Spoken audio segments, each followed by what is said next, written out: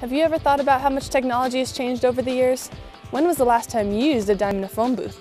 With today's technology, communication has taken a drastic turn. For instance, texting. Is this change in communication a good thing or a bad thing?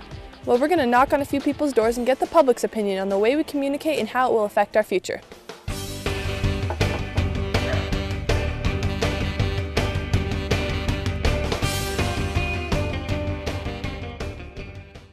How do you feel about texting in general?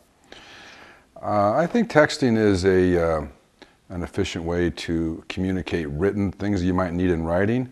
I don't think as normal. I don't think it's a substitute for normal communication, verbal communication, but certainly it has its place in businesses. I use it for my own personal use, and I use it to communicate briefly as well as have some sort of conversation. I like texting. I like texting when it's short and sweet. I don't like to text if I have to do a lot of talking or something, typing. That gets a little too much for me.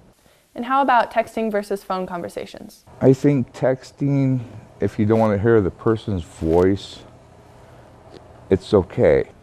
I think actual phone conversation is much better because you get to actually hear the person's voice. And in texting, you can misunderstand what someone's trying to tell you. You might think they're saying one thing and they're actually feeling something completely different. With phone calls, you often get interrupted, and you don't want, like, your mom, you don't want your person on the end of the phone to hear your mom just yelling, "Hey, dinner's ready," or whatever. So texting, if you get a text, you don't have to reply to it immediately. You can just go back and text them.